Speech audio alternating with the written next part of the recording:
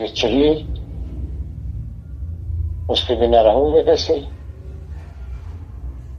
सभी पदार्थ प्राणियों से मिलेंगे, उन्हीं से लेन देन होगा, उनको छोड़ के जाओगे कहाँ? तो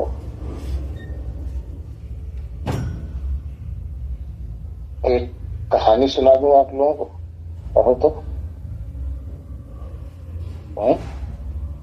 जी गुरुजी, सुनाइए। ठीक। एक कोई थे, घोड़े पे चढ़ के जा रहे थे। हम घोड़े को प्यास लगी, तो आसपास में देख रहे हैं, कहीं पानी नहीं दिख रहा है। कुछ दूर चलते चले जा रहे हैं, तो घोड़े को प्यास बहुत जबरदस्त लगी थी। तो देख रहे हैं कि पहले आप लोगों को पता है कि रहट हुआ करती थी, सुने होंगे ना? जी गुरुजी, जानते हैं। सुन, हाँ, वो रहट थी। रहट चल रही थी, रहट से पानी गिर भी रहा था और रहट चलती भी जा रही थी। तो उन्होंने अपने घोड़े को पानी पिलाने लगे। घोड़ा पानी पीने लगा। तो रहट जब चलती है तो उसके जो डिब्बे होते हैं जिसमें से पानी गिरता है, वो जब पलटता है तो टुक टुक की आवाज आती रहती है। यानी उसकी लोहे के तो होता है, खटखट की आवाज आती है। अब घोड़ा जैसे पानी में मुंह डाले, खट की आवाज आए, फिर ऊपर कर ले, फिर जैसे नीचे करे, फिर खट की आवाज आए, फिर ऊपर कर ले। ये सिलसिला कुछ देर तक चलता रहा। तो जो घुड़सवार थे, उन्होंने कहा उस किसान से कि भाई इसको जरा रोक लो, मेरे घोड़े का पानी पीने दो, क्योंकि इसकी ठक ठक की आवाज के कारण से हमारा घोड़ा पानी नहीं पी रहा है, रोक लो। तो किसान बोला, भाई देखो, घोड़े को पानी तो इसी ठक ठक में ही पीना पड़ेगा,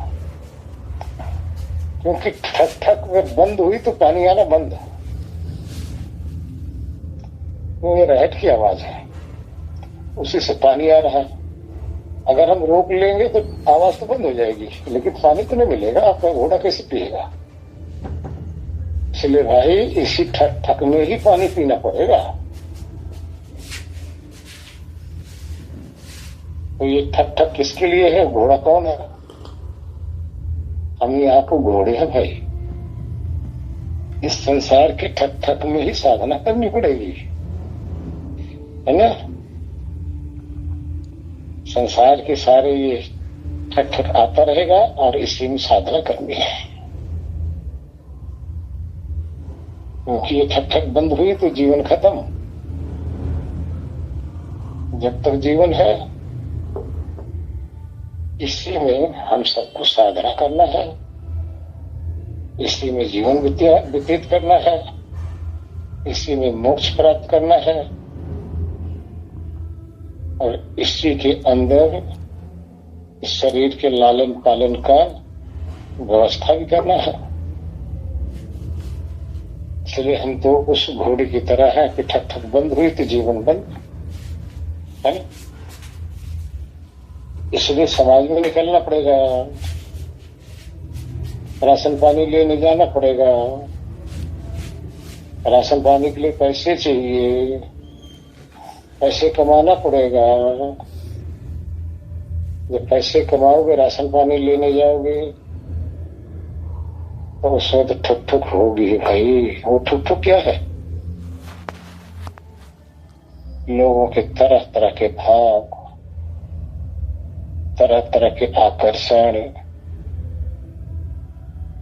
तरह तरह की विचारधारा, तरह तरह के व्यवहार, तरह तरह के द्वंद्व, ये सब लगा रहेगा भाई। इसलिए इसी में अपना काम करो। हरिओम। मतलब अद्भुत हो, और क्या बताऊं मैं, अनुपम हो बिल्कुल। और हमको तो गुरुजी धन्यवाद कहना भी नहीं आया आपको। कल आपने इतना अच्छा बताया, मैं तो सुध बुध ही खो गई अपनी। हाँ, बताते गए, मैं पता नहीं कहाँ कहाँ क्या क्या, मतलब उसमें आनंद में ही आ गई। और उसमें मैंने कहा कि हम कितने भाग्यशाली हैं कि ना हमने आपसे ज्ञान लिया। हम बहुत सौभाग्यशाली हैं गुरुजी। और आप कितना अच्छा बताते हो, और कितना मतलब आप में वो है, क्या बताऊं मैं उसको, कि किसी चीज से लिपायमान नहीं, और सिर्फ देने का भाव। तो परमात्मा भाव है गुरुजी पूरा। परमात्मा देता ही रहता है, देता ही रहता है, कोई लेने का भाव ही नहीं है। तो और हमको तो गुरुजी ऐसा कुछ आता ही नहीं है। हमको तो ढंग से धन्यवाद देना भी नहीं आता गुरुजी। मैं अपने आप को कितना बौना समझ रही थी सुबह उठी थी जब, कि मुझे तो अपनी गलती भी समझ में नहीं आती है, और क्या हूँ मतलब मैं। और पता नहीं गुरुजी, अब आप समझ जाओ। मुझे तो कहना भी नहीं आ रहा है, कैसे बताऊं मेरे भाव जो है गुरुजी, आप समझ पा रहे होंगे। आपको कोटि कोटि प्रणाम गुरुजी। बोलना मुंह देखी या किसी के सामने में मत बोलना। आप लोग एक बात बताइए, हमने आप लोगों को क्या दिया? जो कुछ था आपके पास था, या हमने अपने पास से उठा के आप लोगों को पकड़ाया? मेरा प्रश्न है। सब आपके पास था ना? आप ही के पास है, आपने ही अनुभव कर लिया, इसमें हमारी कौन सी मानता है भाई? देखो गुरुजी, हम तो नहीं जानते थे, हम नहीं जानते थे ना इस चीज को। जानते तो आप थे ना भाई। हम सब एक हैं, ये हम नहीं जानते थे। आपने की जो क्या, आपने सब कुछ दिया। चलो, या मास्टर के पास अगर बैठ जाते आप लोग, मास्टर जो आपको पढ़ा रहा पढ़ते ना, और मास्टर के ही पास चिपके बैठ जाते, क्या आप लोग आगे बढ़ पाते? उत्तर दो। गुरुजी मास्टर जी की आज्ञा मान के मास्टर जी के परमात्मा खुशबू फैला रहे हैं, है ना? परमात्मा को देखना है, किसी के चेहरे की तरफ देखो, क्या मुस्कुराहट परमात्मा की है ना? हर तरफ परमात्मा है। तो देखिए, मेरा कहने का तात्पर्य सिर्फ इतना है, गुरु को श्रद्धा दो, लेकिन इतना गुरु के चक्कर में मत पड़ जाओ कि अपना काम छोड़ दो। गुरु की मानो, गुरु को नहीं। गुरु की बातों में विश्वास करके आप रास्ते पे चलो, गुरु की एक आज्ञा का पालन करते रहो। यही गुरु को मानना है, न कि गुरु के भरोसे बैठकर सब कुछ त्याग देना। नहीं, वो गलत है। गुरु एक सम्मान नहीं है, सम्मान देने योग्य तो होता है, लेकिन उपासनीय नहीं होता। ध्यान रखना, पूजा गुरु की कभी कदापि नहीं करनी चाहिए। ये वैदिक रीति बता रहा हूं जी, वेदों के अंदर बताया गया है। गुरु पूजा करने योग्य नहीं है, सम्मान करने योग्य है। लेकिन आजकल देखा जाता है गुरु पूजवाने लग रहे हैं। और जहां गुरु पुजवाया है कि वो गुरुधर्म में फंस गया और खुद अज्ञानी और शिष्य को भी अज्ञानी बनाएगा। इसलिए पूजनीय नहीं, पूजनीय उपासनीय तो सिर्फ एक ईश्वर है, उनकी उपासना करनी चाहिए। ठीक है। और इस तरह से मार्ग पर चलो, मंजिल अति निकट है। अपनी मंजिल की तरफ आप लोग चलते रहो। ध्यान में सो गई थी तो आखिर रात ध्यान में रही और सुबह उठी तो मैं ध्यान में ही थी गुरुजी। जी। सुबह उठकर भी मैं बाथरूम गई, बाथरूम जाकर फिर से मैं बेड पर सो गई तो फिर से मुझे ध्यान लग गया। 1 से 2 घंटे सुबह से ध्यान फिर से लग गया और बहुत अच्छा गुरुजी। ऐसा मैं कभी ध्यान में नहीं रही, टक नहीं सकती थी। कल ऐसा खुशी मिली गुरुजी मुझे आपके वचन से गुरुजी।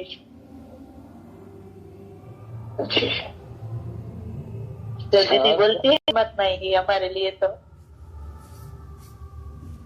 पहले नंबर तो आप लोग कभी आप आजमा लो, ध्यान करते करते जब सो जाओ ना,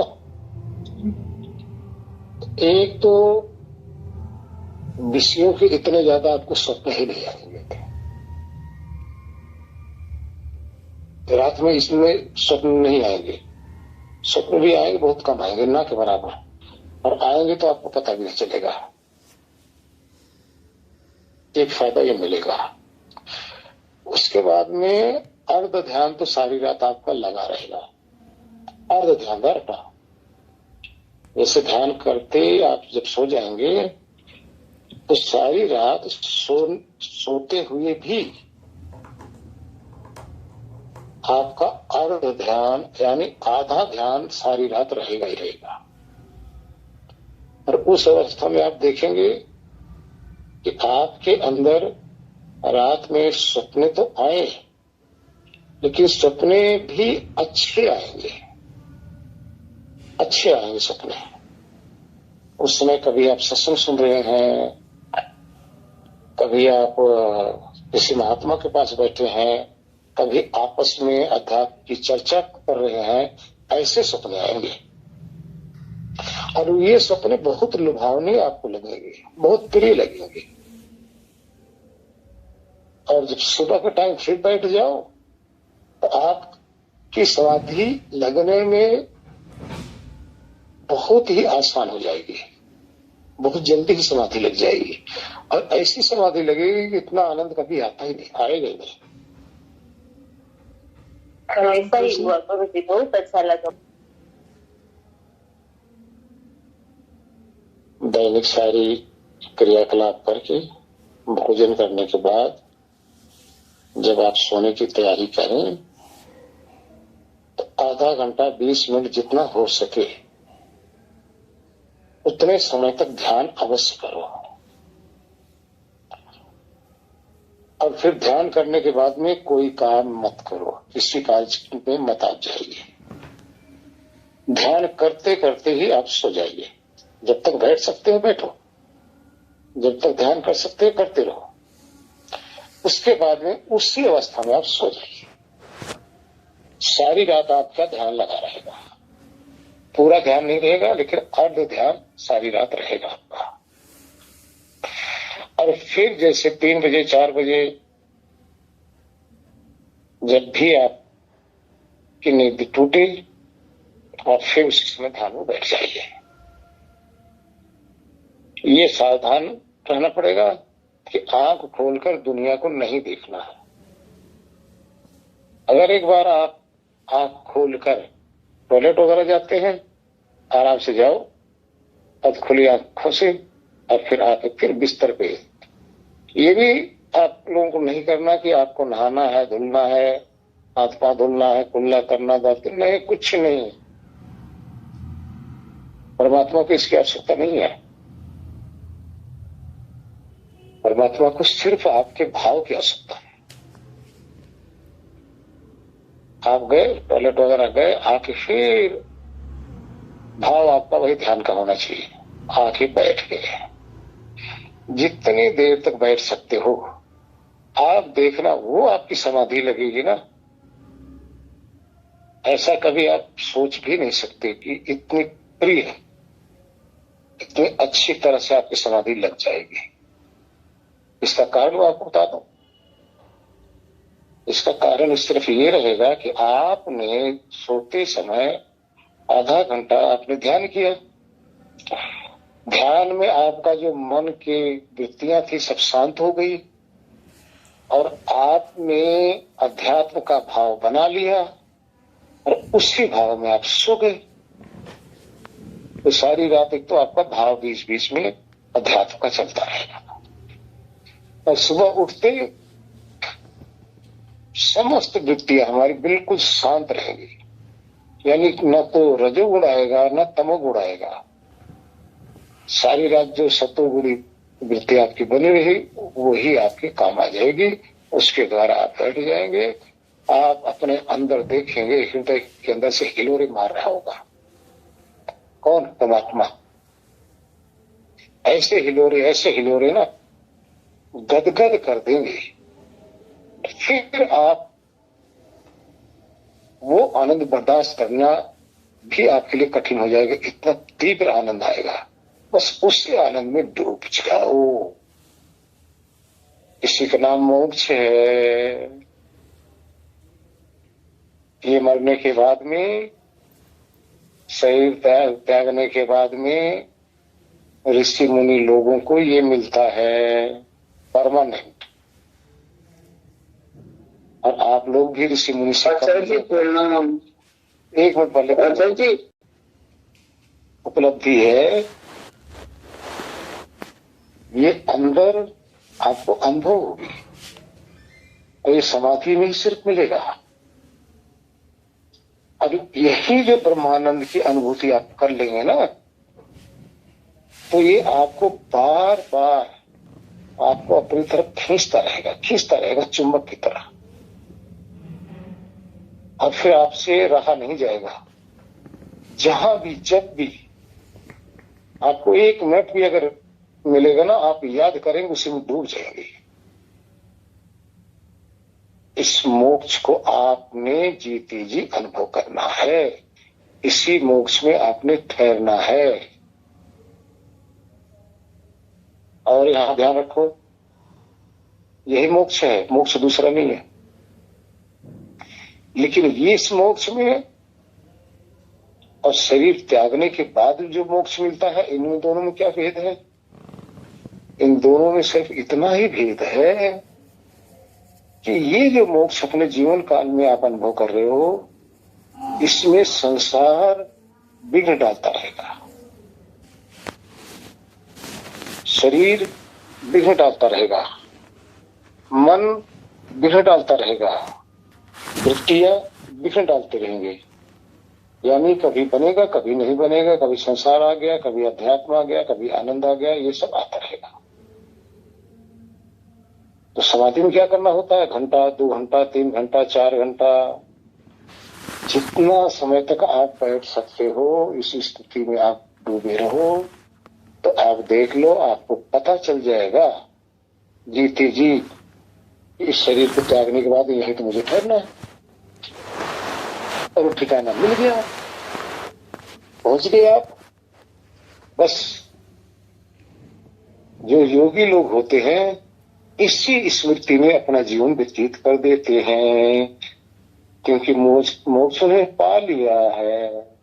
मरने के बाद मोक्ष नहीं होता था अपना, जीते जी मोक्ष को प्राप्त करना है। मरने के बाद में तो उसको मोक्ष परमानेंट हो जाएगा। बस दोनों में इतना फर्क है, इतना फर्क है। जीते जी आपको बनाना पड़ेगा, संसार शरीर खलल डालेगा। और शरीर त्यागने के बाद में ना शरीर रहेगी जो आपको खलल डाले, ना मन रहेगा जो खलल डाले, ना संसार रहेगा जो खलल डाले, ना पेट के धंधे करने हैं जो आपको खलल डाले, न शरीर की बीमारी रहेगी जो आपको खलट डाले। यानी बिखर डालने वाली सारी जितने भी हमारे बंधन थे वो सब हट गए, तो बिघ्न कौन डालेगा? तो आत्मा भी अस्थाई, ईश्वर भी अस्थाई। ईश्वर के आनंद का अनुभव करता रहेगा, आत्मा आनंद में निमग्न रहेगा। बस यही मोक्ष है। मोक्ष का दूसरा अर्थ समझो, नितांत दुखों से निवृत्ति। जहां दुख नाम का लेस भी दुख नहीं है उसको मोक्ष कहते हैं। परम आनंद की प्राप्ति, जिससे उत्तम कोई सुख ही नहीं है, जो उस आनंद में कोई विघ्न डाल ही नहीं सके।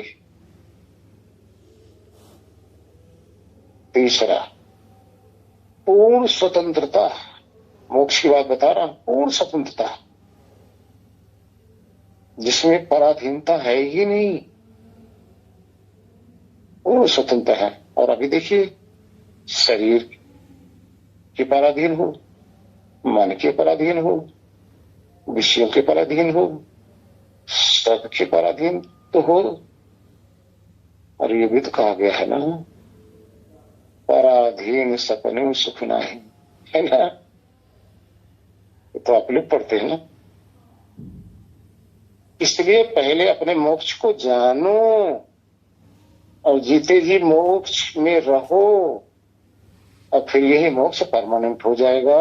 ये आपको अपने जीते जी पता चल जाएगा, और आप हमेशा सदा आपको ये ज्ञान हो जाएगा कि भाई ये स्थिति मृत्यु के बाद मेरी होनी है। ये कल्पना नहीं होगा, ये कल्पना नहीं होगा, क्योंकि वहां आप जाकर अनुभव करेंगे कि जहां शरीर नहीं, संसार नहीं, मन नहीं, इंद्रिया नहीं, फिर हम आत्मा कैसे शेष रहता है? आप जाके रोज अनुभव करेंगे, तब आपको कंफर्म होगा। हमारी बातों से आपको विश्वास नहीं होगा। और फिर क्या होगा कि जा मरने से जग डरे मेरे मन आनंद, अरे मर कर ही तो पाइए पूर्ण परमानंद। तब देखो, उसी दिन ये अभिनिवेश जो कष्ट है ना, जो भय है ना, जो क्लेश है, उसी दिन खत्म होगा। अभिनिवेश कहते मृत्यु का भय। तब वहां आप जाकर देख लोगे, अरे कहाँ मेरी मृत्यु? मेरी मृत्यु कहाँ है ही नहीं। लेकिन जब आप जाके देखोगे तब ऐसे नहीं कह सकते आप। ये मोक्ष है भाई, ये जो मृत्यु के बाद, इस शरीर के त्यागने के बाद मिलेगा। कल्पना नहीं कह रहा हूं, किसी किताबों की लिखी पढ़ी नहीं कह रहा हूं।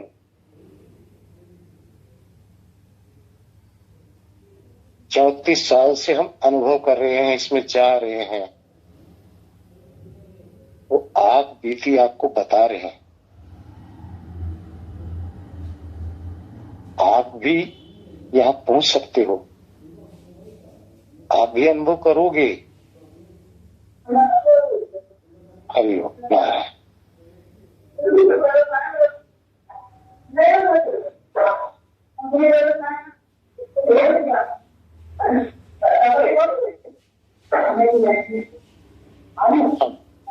गुरु जी, आप प्रश्न करो, क्या कर रहे थे?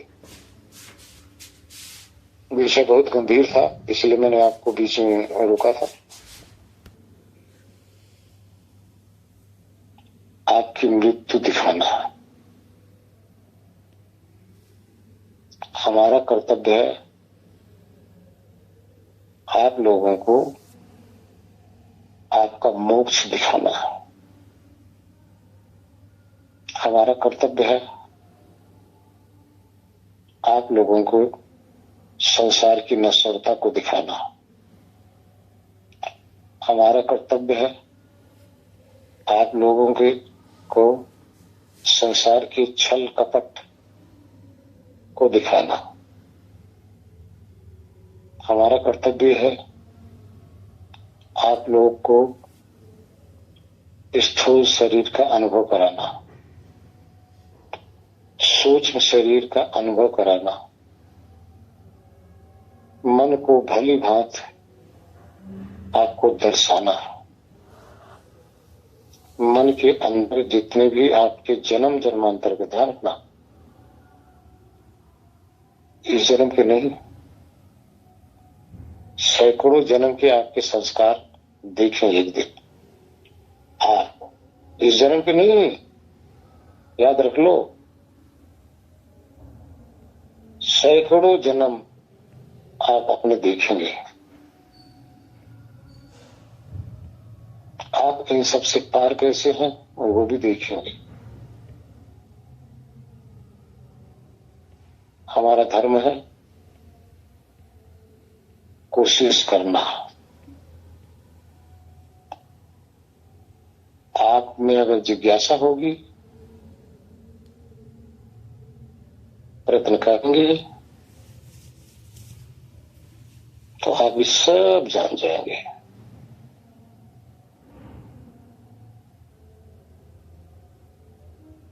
तो आप देखिए,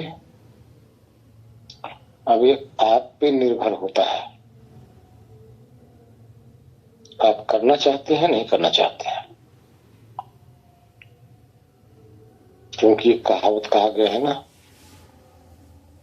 जो घर फूंके आपने सो चले हमारे साथ।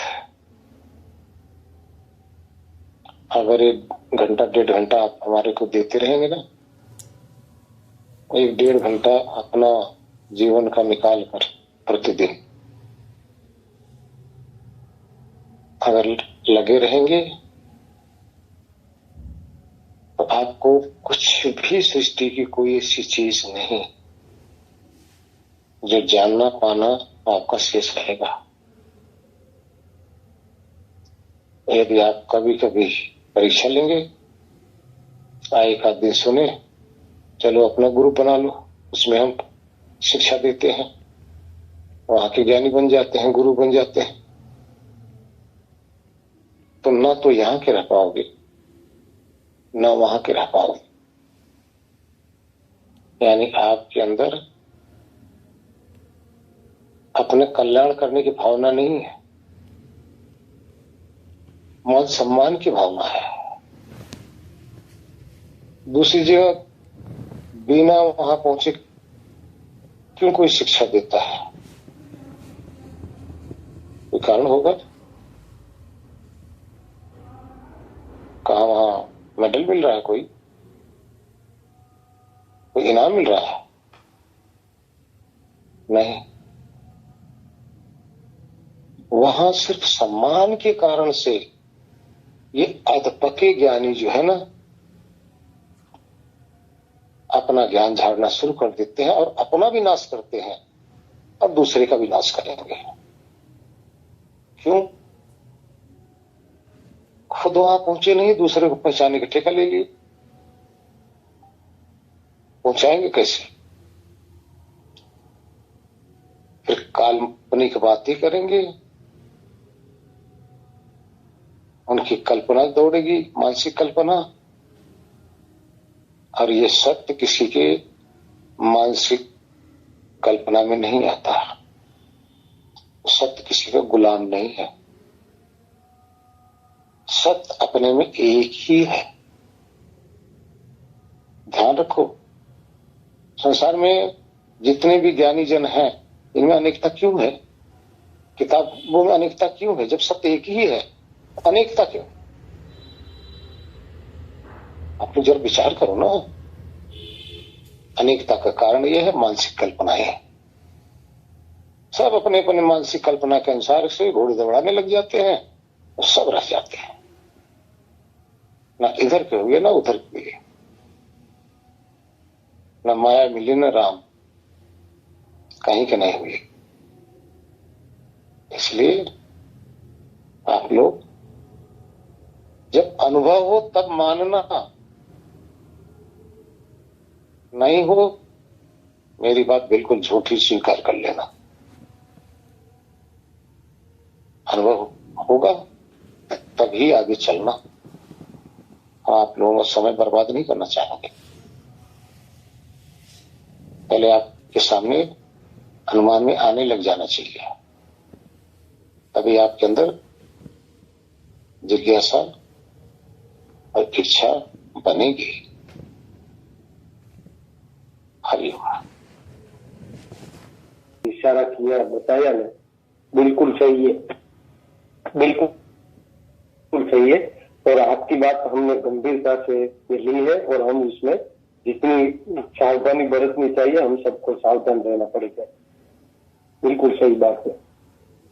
खूब खूब धन्यवाद आचार्य जी, बिल्कुल सही बात है। और ये आज कहना जरूरी था कि लोग अलग अलग ये बना के फिर इधर आओ तो कहते हैं ना, धोबी का कुत्ता ना घर का रहा ना घाट का रहा।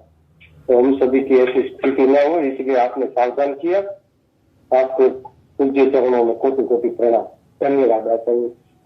साफ हमने पहले दिन से मना किया है कि जो अनुभूति आप लोगों को हो रही है, कहीं भी आप लोगों ने जिक्र नहीं करना है। करके देख लो। आप अंदर समाधि एक दिन लग गई, आप दूसरे दिन जाके 2-4 आदमी से बता दो, अगले दिन आप समाधि लगा के दिखा देना। जितना मर्जी आप कोशिश कर लोगे, आपकी समाधि लग ही नहीं सकती। क्यों? अहंकार आ गया, गुरूर आ गया। और ये अहंकार ही भगवान का भोजन है, ध्यान देना। इसलिए साधक को बहुत ही सावधान रहने की आवश्यकता होती है। सिर्फ वही जिक्र करो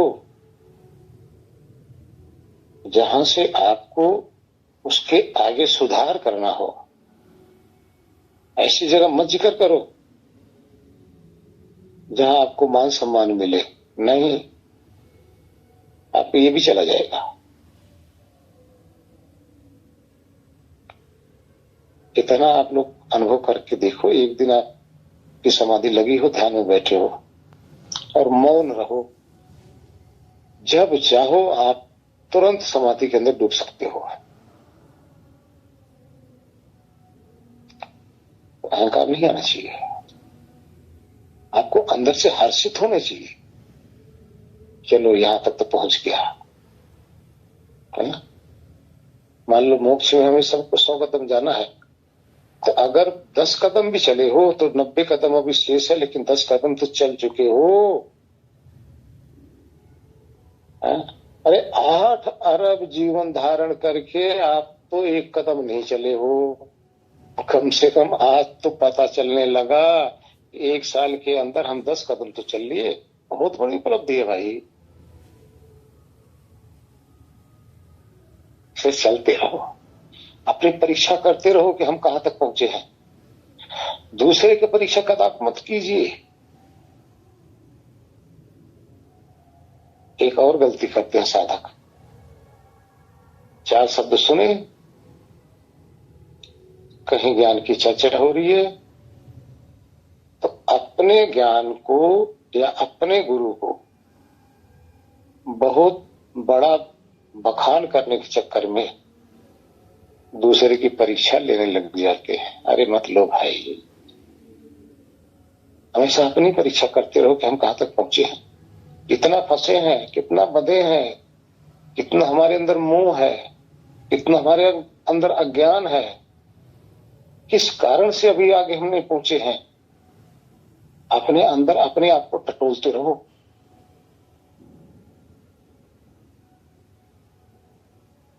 अपनी पहचान आप खुद करोगे, दूसरा नहीं करेगा। साधना में चलते रहो, जो वहां आपको अनुभव हो उसको देखो आज क्या हुआ हो। जिस दिन आपकी समाधि नहीं लगती उस दिन भी टटोलो अपने अंदर क्यों नहीं लगी, कोई न कोई तो कारण होगा ना। आपको आपके अंदर ही कारण का पता चल जाएगा। सारे कर्ता धर्ता आप ही हो, सब कुछ आप ही हो। आप ही बुरे भी करते हो, अच्छे भी करते हो। आप ही अपने आप को जानोगे भी, आप ही परमात्मा को भी जान पाओगे। आप ही अपने आप को मुक्त कर पाओगे। आप ही अपने आप को मोक्ष में ले जाओगे। दूसरा कोई नहीं ले जाने वाला है। भूल जाओ कि कोई परमात्मा आपको समाधि में ले जाएगा, नहीं भाई। परमात्मा ही समाधि है, परमात्मा ही मंजिल है। जाना आपको है, दूसरा आप सिर्फ रास्ता बता सकता है। गुरु को मत सोचना कि आपके साथ जाएगा, नहीं। वो अपने लिए करेगा, आपके लिए करेगा। उसने भी तो मोक्ष प्राप्त करना है ना। तो सिर्फ इतना ही होगा, वो आपको रास्ता बता देगा। चलना आपको पड़ेगा। जन्म लेकर अकेले आए हो, मृत्यु के बाद अकेले जाओगे। मोक्ष में भी अकेले ही जाओगे। ना आपका बाप जाएगा, ना बेटा जाएगा, ना पति जाएगा, ना पत्नी जाएगी, ना गुरु जाएगा, ना आपका कोई साथी संगी जाएगा। अकेला ही जाना पड़ेगा। इसलिए अकेले तैयारी कर लो भाई। पूछ लो गाइड से, काम अपना करो। हरि नारायण। था तब हरि नहीं, अब हरि है मैं नहीं। सब अंधियारा मिट गया जब दीपक देखा माही। मैं लागा उस दे जहाँ पार ब्रह्म का खेल। सब मेरा मैं सबन का, बिन बाती बिन तेल।